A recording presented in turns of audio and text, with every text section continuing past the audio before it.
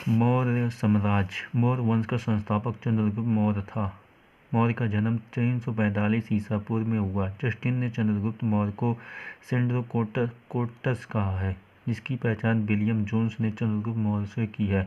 विशाखदत्त कृत मुद्रा राक्षस में चंद्रगुप्त मौर्य के लिए विरसला से निम्न कुल में उत्पन्न शब्द का प्रयोग किया गया। घनानंद को हराने में चाणक्य कौटिल्य विष्णुगुप्त ने चंद्रगुप्त मौर्य की मदद की थी, जो बाद में चंद्रगुप्त का प्रधानमंत्री बना। इसके द्वारा लिखित पुस्तक अर्थशास्त्र है, जिसका संबंध राजनीति से है। चंद्रगुप्त मगध की राजगद्दी पर 322 ईसा पूर्व में बैठा। चंद्रगुप्त जैन धर्म का अनुयायी था।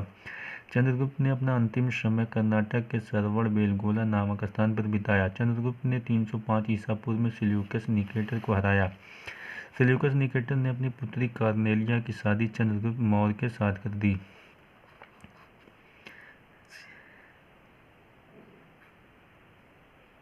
और युद्ध की संधि शर्तों के अनुसार 4 प्रांत काबुल, कंधार, हेरात एवं मकरान चंद्रगुप्त को दे दिए। चंद्रगुप्त मौर्य ने जैनी गुरु भद्रबाहु से जैन धर्म की दीक्षा ली थी। मेगस्थनीज सेल्यूकस निकेटर का राजदूत था, जो चंद्रगुप्त के दरबार में रहता था। मेगस्थनीज द्वारा लिखी गई पुस्तक इंडिका है। मेगस्थनीज के अनुसार सम्राट का जनता के सामने आने के अवसरों पर शोभा यात्रा के रूप में जश्न मनाया जाता है। उन्हें एक सोने के पालकी में ले जाया जाता है। उनके अंगरक्षक सोने और चांदी से अलंकृत हाथियों पर सवार रहते हैं। कुछ अंगरक्षक पेड़ों को लेकर चलते हैं। इन पेड़ों पर प्रशिक्षित तोतों का झुंड रहता है, जो सम्राट के सिर के चारों तरफ चक्कर लगाता रहता है। राजा सामान्यतः हथियारबंद महिलाओं से घिरे होते हैं। उनके खाना खाने से पहले खास नौकर उस खाने को चखते हैं। वे लगातार 2 रात एक ही कमरे में नहीं सोते थे। पाटलिपुत्र के बारे में पाटलिपुत्र एक विशाल प्राचीर से घिरा, जिसमें 570 बुर्ज और 64 द्वार हैं।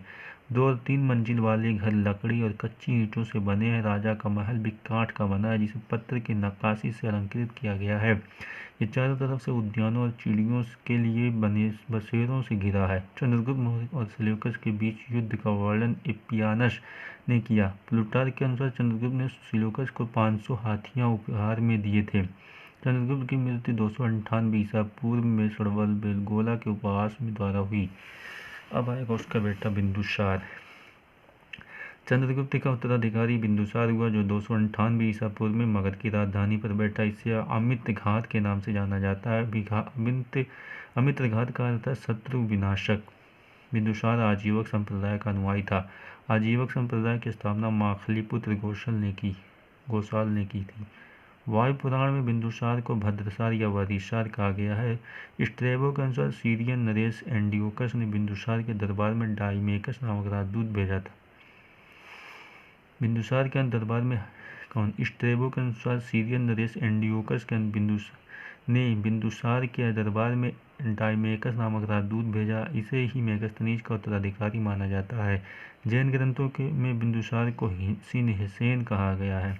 बिंदुसार के शासनकाल में तक्षशिला सिंध एवं झेलम नदी के बीच में हुए 2 विद्रोहों का वर्णन है। इस विद्रोह को दबाने के लिए बिंदुसार ने पहले सुसीम को और बाद में अशोक को भेजा। इथीनियस के अनुसार बिंदुसार ने सीरिया के शासक एंटियोकस फर्स्ट से मदिरा, सूखे इंजीर एवं एक दार्शनिक भेजने की प्रार्थना की थी। बौद्ध विद्वान तारानाथ ने बिंदुसार को 16 राज्यों का विजेता बताया। बिंदुसार की सभा में 500 सदस्यों वाली एक मंत्री परिषद थी, जिसका प्रधान खल्लाटक था। बिंदुसार के बाद उसका पुत्र आएगा अशोक। बिंदुसार का उत्तराधिकारी अशोक महान हुआ, जो 269 ईसा पूर्व में मगध की राजगद्दी पर बैठा। अशोक की माता का नाम शुभद्रांगी था। दिव्यादान के अनुसार राजगद्दी पर बैठने के समय अशोक अवंती का राज्यपाल था। मास्की, गुजर्रा, नेतुर एवं उड़ेगोलम के लेखों में अशोक का नाम अशोक मिलता है। कर्नाटक के गुलबर्गा जिला के कनगनहल्ली से प्राप्त उभारदार मूर्तिशिल्प रिलीफ स्कल्पचर शिलालेख में अशोक के प्रस्तर रूपचित्र के साथ रायणों अशोक राजा अशोक उल्लिखित